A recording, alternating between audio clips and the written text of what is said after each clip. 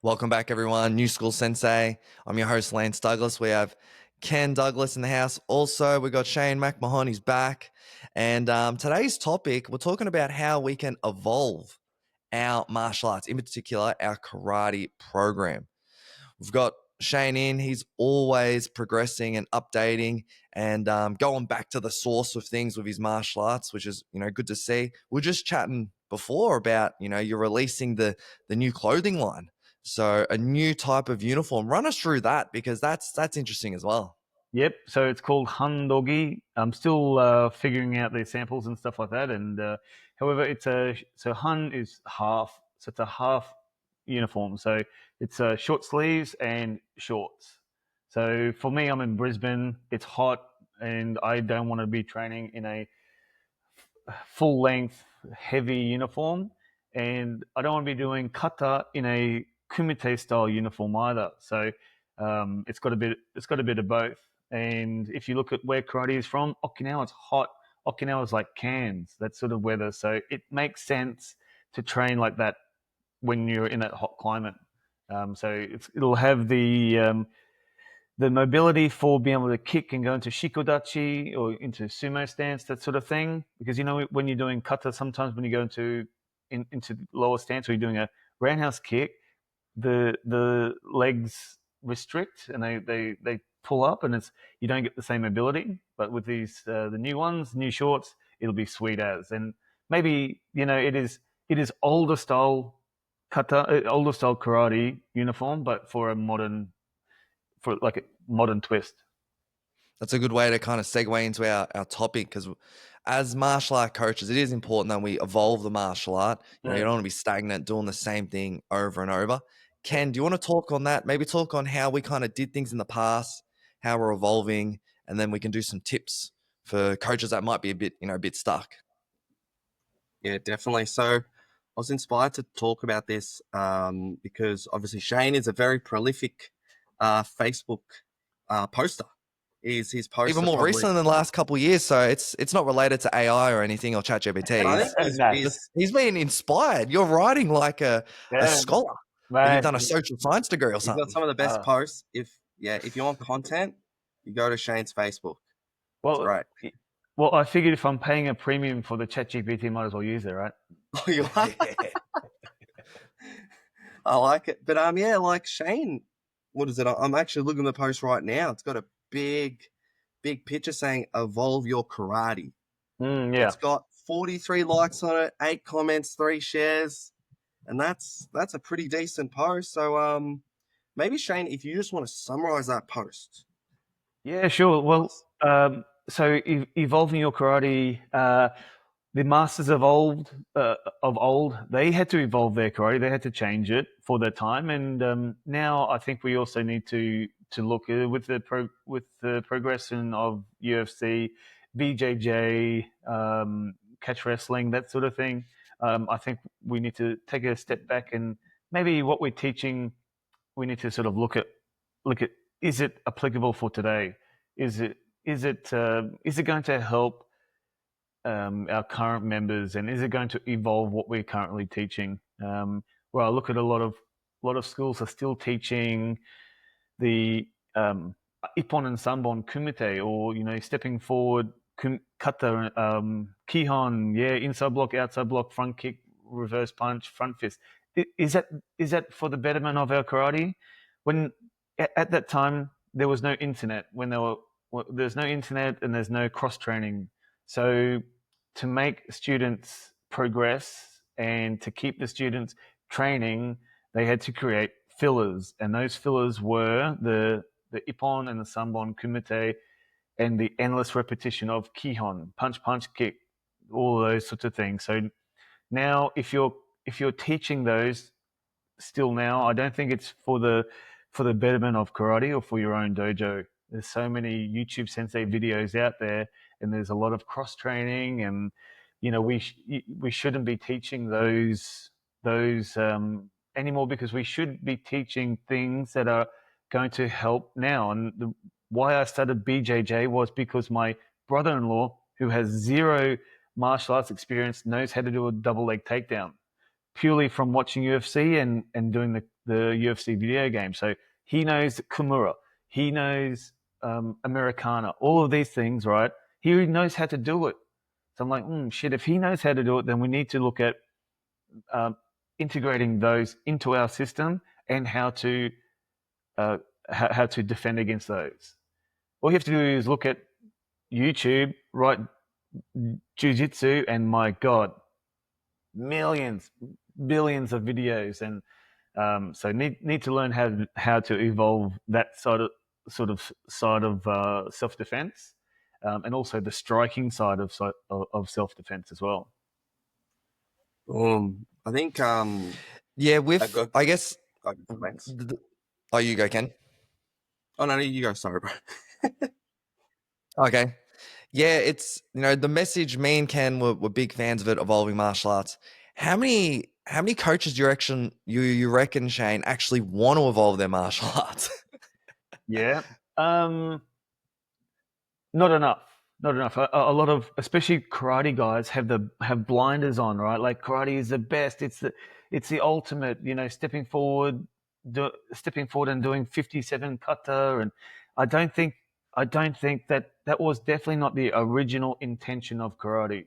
Original intention of karate is based on looking after yourself, but more so looking after somebody who you're with. And that, like, if I'm walking with my son and somebody tries to grab my son or attack my son, or I want to protect him more than I want to protect myself. So there's that aspect as well. And when we talk about self-defense, it's not always about defending me. It can be defending other people. There's a road rage and some big meathead is attacking a smaller person, then you need to jump in and separate. So there's those sorts of things we have to look at and evolve as well. But whereas karate is concerned, most older generations did 3 kata in their whole life. But now it's 50, 60, 80 kata, especially if you're doing shito-ryu, there's over 100. And so I think it depends. It all depends on what you want out of your martial art. How you want to evolve yours. And for me, I want to continually look at what I'm teaching and is it good? Is it going to be? And I will drop something if I don't think there's any improvement or there's no progression. So for Pinan kata, for example, I don't teach it to the adults, only the kids. That's a part of our evolution. And in 5 years, 10 years time, it might be all about catch wrestling, or it might be all about chain punching in Wing Chun, those sorts of things. So I want probably not chain punching Wing Chun, but it could be anything, right? So we need to sort of continue to evolve and see what everybody else is doing, and make sure that you're still in there. Otherwise, you're teaching kata and kata kihon from 1958 in 2030 in a totally different environment, a totally different culture, a totally different reason. People come to learn self-defense, not how to do 3 inside blocks, front kick, and then into a shikodachi elbow, back fist, reverse punch. So, yeah. You get a lot of older coaches. Yeah, he's talking a lot of sense here, Lance. Like he's 100%. almost trying to make karate great again. Yeah, 100%. And like Donald Trump stuffed it for everybody, right? The MAGA, making America. You can't say making karate great again, but yeah, generally that's what I want to reclaim more karate, because it's not karate isn't just for kids. And I think that's where everybody laughs at karate, because they think it's all, fist on the hip. But the fist on the hip is only for kata. Everything else should be hands up, bang, bang. We should be looking at older style to fit into a newer style. So our style is called Koshinkan, old, new hall. So old, Koshin, new, or ancient and modern, whatever you want to call the core and shin. So I try to adapt old style karate into new style moving, because you can't continue to do stuff from 1965 because karate has progressed. Our understanding of science has progressed. Our understanding of our bodies, doing 1,000 side kicks is not good for the hips. Some of the stances, especially shotokan stances, like your kokutsudachi and your kibadachi, over a long time, that's not great for your body. And the longer your legs are, what the width and the length puts more strain on your hip flexors and your knees and your ankles, because as a Westerner, our bodies are different. We aren't sitting down eating in Masubida. We're not in Seiza eating. So we don't clean on the floor, right? So we don't crouch down to clean. So how we move is different, and we have to evolve our body. We have to evolve the kata and the karate to fit our Western lifestyle too. There's that sort of style that we need to look at. Shane, you should come up with a T-shirt saying "No more fist on the hip." Well, I think so. Fist on the hip has a place, definitely for kata, right? So when I'm teaching adults, and so we start from the hand on the hip to keep the elbow tucked in. The elbow tucked in, elbow stays low, and then you turn at the end for the punch. So that is great for muscle memory. When somebody grabs you, your elbow will naturally come in. Well, naturally after 10,000 punches or 100,000 punches, so that elbow stays in, bang, and you strike. But you certainly shouldn't put your hand on the hip before you punch. That doesn't make any sense. And I think that people look at, so guys like what do you call him? The podcast guy. What's his name? Joe Rogan. He will look at karate, fist on hip, saying it's useless. Yes, but the context is different. Like this is for kata, and it's like preserving a culture and preserving something for having the fist on the hip. But that doesn't mean that's how we move. That is a small part of a bigger part of karate. You're talking fist on the hip. How about the Olympic final? That fist on the hip got that guy the win, yeah, Lance? You want to talk that? Oof. Don't get me started about the Olympic final. That decision has also ruined karate kumite, and if we're talking about karate kumite for that's a small part of karate. That WKF style, it's really safe, very safe. It's a great way to learn distance and control, and it's a sport. It's not fighting, and I for those who understand it, realize it's not fighting. But for people outside, see that's the only karate. Like that's a small part of karate, and that's a sporting side. So the kumite comes from that instant kill, one strike, instant kill, instant finish, right? And that comes from kendo. So the kumite rules and the concept of kumite comes from kendo. So one strike, finish. Doesn't mean certain death, but you should one strike or one exchange should end the confrontation. And then you go back to your line and you start again. And that's where kumite sort of evolved from. But now it's gone in a really weird, it's almost taekwondo-ish, when they strike, all of the power that they've hit, they're using to strike is gone. Because when you're hitting something, you want to hit the target and keep moving into that target. That's how we strike. But in modern kumite, you're trying to stay back as far as you can and reach as far as you can and just touch the glove to the person's face or even shorter. So there's no power in that punch any longer. It's just gone. It's a whip. It's a touch. It's a whap out and back. Instead of intent, if I didn't control my technique, if I had let it go, your face would look like the bottom of a shoe. But now it's evolved into just like tippy tap, because you're throwing your arm out there, full extension, hoping to score. So if you're still doing that kumite, fine, but just understand that that's sport. and don't confuse that with combat. Yeah, I agree with that. So in the last party, I did a similar question, but I think I'll do it again. So I'll ask Lance first. Would you better go over your lesson plan, Lance, 10 years ago?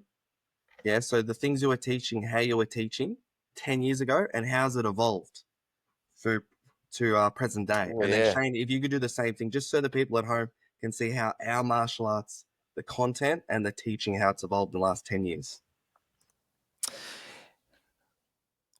I'll talk through with Keon and Kata. Excuse me. I would say we're doing a lot less Keon Kata. I'll talk more about the pad work and self-defense and sparring. So with our coaches, with the lesson plans, we're using, you've probably heard me say it before, Shane, and the listener as well, we use a constraints-led approach. So with our self-defense, previously 10 years ago, let's use a bear hug example. So with the bear hug, the way I would teach it, I'd get someone to grab me and I would show how to get out of it. If the bear hug is below the elbow, above the elbow, one arm in, no arm in, all different variations. And then I would get the students to statically drill it. And then we might do some sort of situational sparring from that position. These days, I would start with the situational sparring. So I would say the game would be you got to hold on for as long as you can. Partner's got to try and split, strip the grips and turn and face. And then from there, then I would work backwards and give them some advice and some feedback and more guide their, we call it intention and attention. So guiding the intention, hopefully I've done that through the actual instruction of the game. So your intention is to strip the grips, turn and face. If a student knows what they intend to do, then actually they'll problem solve the solution, normally by themselves. Then if they've got the intention, like, coach, I know I should split the grips and turn and face, but I just can't do it. Then I would give them things to focus on. So it might be like, I'd say to Johnny, have you thought about when you strip the grip, use two hands on one? And he's like, oh, never thought about that, sensei. Okay, gives it a crack. Maybe it still doesn't work. And I might say to him, how come you don't use your hips when you break the grip? He's like, oh, no, sensei, I never thought about it. So for us, a lot of it is more inviting. And instead of being, the saying is in constraints-led approaches, you're not the sage on the stage, you're the guide on the side. So that's the biggest change. The coach previously was up on the pedestal, telling you to do 1, 2, 3, 4, 5, 6, 7, 8, 9 steps. Now we're taking a step back. We're letting the student have a bit more autonomy, and then we're just guiding them to giving them advice, and they can take it or leave it because people can have different solutions based on their body type. So that's for the self-defense. Pad work. The way we've been doing it recently, a lot of other coaches will stick to more traditional ways of doing pad work. The one, I think me and Ken, we've been doing it quite a bit. We use more external cues. So traditionally, you'd use internal cues. It might be, they're doing a roundhouse kick. So they're not pivoting on their bottom leg. So you go, okay, turn your heel, pivot your heel, all those types of things. What I've found to work much more effectively, and I've got a good sample size because I coach the general population, but also the diverse needs crew. So, and I'm coaching my boy too. He's 3 years old, and I use pure external cues, and it actually works with him. So instead of saying pivot the bottom foot, I would just say make your belt face the wall. So as they do that, they have to pivot, or make your belt face the window. Or with my boy, I'll say to him, okay, put your shoe on my shirt. Or I'd say, kick my shirt. Yeah. Or I'd say, use the bottom of your shoe. Can you make a footprint on my chest? Or even I'll take his dummy. I'll force him to mount me and then isolate the arm and get his dummy back. So when he's mounting me, he's on top.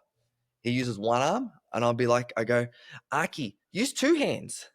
And then he'll use 2 hands to get the pacifier.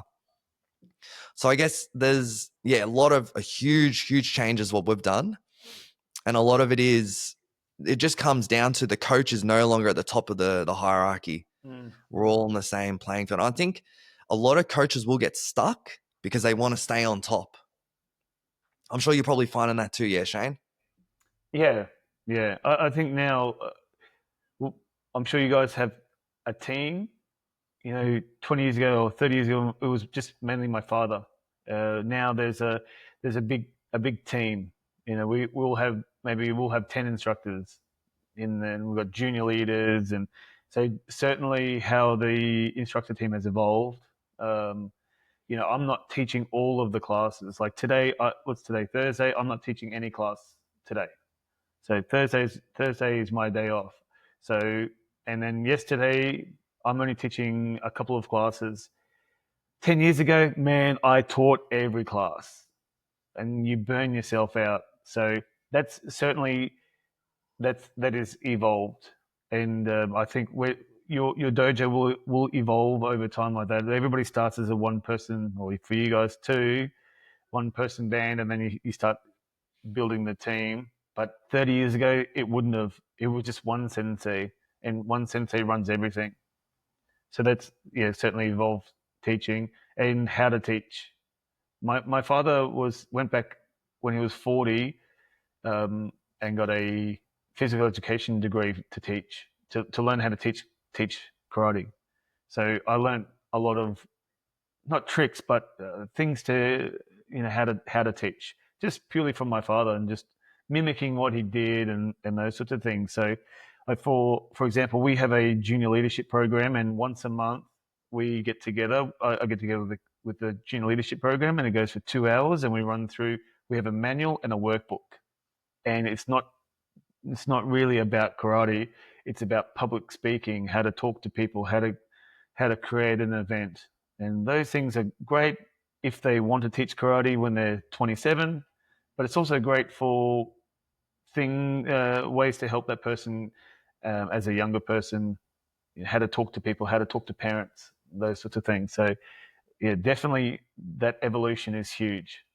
Just in how we teach, how to talk to people. Yeah, nah. I'm just mindful, especially for my time as well. I reckon a really good way to finish to give the guys some really good tips, Lance. What would be your 3 main tips, Lance, and also ask you as well, Shane, for a martial arts coach to evolve their karate? Let's say they're still doing fist on the hip. Maybe they just left the state team. Like they've been competing a lot of sports karate. They were in the kata team too. Maybe those KA fees are a bit too much for them, so the whole won't talk too much about that. Do you have any? What would be your 3 main tips, Lance, for that coach? Still got the fist on the hip to evolve their karate. The first thing, I would get them to think about why they're coaching, because it might not be the right thing for them to evolve their karate. If you're the head of the show, you're making good money, you're running it like a cult, you have no incentive. There's no incentive for you to change. Yes. So if obviously, you have religion, you have CrossFit, you could say anything's a cult. So as long as you're doing well to the people who are following you and your believers, we live in a democracy, and it is what it is. So first things first, just have a look at it. Maybe you don't need a change. Like you see some big clubs, and the main guy, he does nothing, and he doesn't want to change. So first things first, figure out if you want to change. Now let's assume you do want to change. You need to have a good look at your lesson plan. As Shane's been talking about this podcast, last podcast, you need to analyze every single little bit of that lesson plan. Think about why. Why are we doing this? Why are we doing the same warm-up? Why are we doing all these cutters? And then the last thing, it's all well and good to want to change and know you have to change your lesson plan, but you'd have to have some sort of process of changing. Like you don't want to change to something even worse. Like you've gone from doing, maybe 10 cutters and you changed and now you're doing some sort of rhythmic gymnastics. 100%. Yes. Yeah. So hopefully you do know you need to change. You've got good material you can change too. So, use your YouTube Sensei. You got your BJ Fanatics. You've got a lot of cool yeah. things. Maybe go train at other clubs. Train at your club, Shane, for a little bit. So those have been my 3 big tips, Ken. I like it, Shane. You I, want to I finish the think point that of your 3? Yeah, I think the first part you're 100% correct. If you're making millions of dollars, why would you change, right? Like you just peddle the same stuff every time. A classic McDojo or a McDonald's. Why change? But I think if you love karate and you love your chosen martial art, then I think it's part of your duty to look at history. You need to look at history. You don't have to delve deep. You don't have to research, millions of documents, but you have to understand why you're doing currently what you're doing. So why are we stepping forward doing? Why aren't we punching pads? So the second thing, I would stop punching air so much. You need to hit pads, you need to hit bags, you need to hit a moving target, not just all punching air. That gives you no feedback. That doesn't build your muscle, doesn't build your tolerance of hitting. And my third one would be get closer. For karate, we have to get closer in. It can't be like there should be long range, middle range, and short range. Getting close in. We need to get closer in. We need to get dirtier. I did this thing years ago called dirty karate, and it was about getting in closer to your partner. And yes, you need mints. Yeah, you need to put deodorant on, but you have to get closer, and you have to understand You how got to cut your nails. I'm always on the kids cutting the nails. cut your nails. Yes, toenails especially. Need to get in closer, be able to throw your partner, and you have to be comfortable with being close. A lot of people don't like it, but you've got to get comfortable being close, and we've got to get back to headbutts, elbows, eyes, fingers to eyes, throat grabs, twist, hair pulls. Have to get comfortable with that. It's a classic thing to say, if I get into a fight, I'm gonna red line, I'm gonna see red mist. No, it doesn't happen unless you have that practice and that training and that inbuilt muscle memory. You're not going to be able to do that. So we have to get back into getting closer. So joint locks, takedowns, throws, body conditioning, arm conditioning, getting old, going old style to get modern, having an old style karate. So over the last 10 years, I've evolved my karate to be older. I went to Okinawa and learned some really awesome training drills. So I incorporated those into our karate. So you got to get old style to go new. Yeah. There you go. That's a good way to wrap it up. It always goes full circle. Yeah, full How's circle. that for you, Ken? We got to get a T-shirt from Shane with his new company. It's going to be no more fist on the hip, stop punching the air, get closer, make karate great again. Let's go. Only $49.99. Look out. Go for it. Let's wrap up, guys. So awesome episode. If you enjoyed it, hit us up on the Instagram. Check out Shane's podcast, Karate Over Coffee, and check out his Facebook post. He's definitely pushing out more posts. So it's not because he's got the pro version of ChatGPT. No way. He's been inspired. I'm not saying that mine is that I'm correct. I'm just trying to give a different perspective, a fresher perspective. And that's really what my podcast is also about, like trying to give something different than just the same old 60 years of sports karate. Boom. Okay, we'll see everyone on the next one. Oos. Thank you.